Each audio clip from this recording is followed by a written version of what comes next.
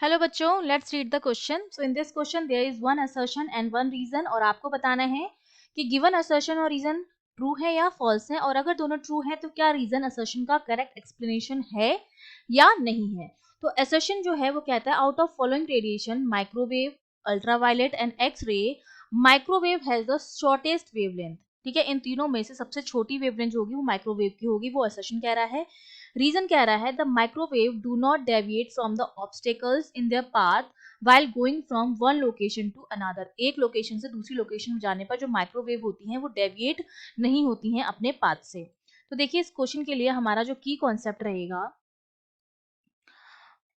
की कॉन्सेप्ट में हमें पता है कि जब हम ईएम स्पेक्ट्रम की बात करते हैं तो ईएम स्पेक्ट्रम में जो सीक्वेंस होता है वो कुछ इस तरह का होता है. पहले गामा रेस, फिर एक्स, फिर यूवी, फिर इंफ्रा, फिर विजिबल, फिर माइक्रो, और फिर आती हैं रेडियो वेव. ठीक है, तो जब हम गामा से रेडियो की तरफ जाते हैं तो वेवलेंथ जो होती है इंक्रीज होती है, और जब रेडियो से गामा की तरफ आते हैं तो फ्रीक्वेंसी जो होती है वो इंक्रीज होती है.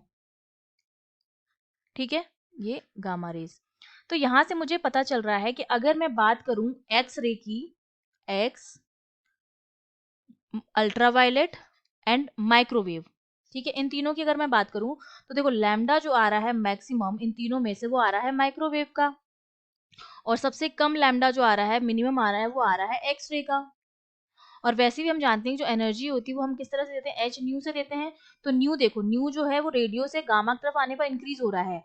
तो ये जो न्यू है वो मैक्स है फॉर एक्स रे.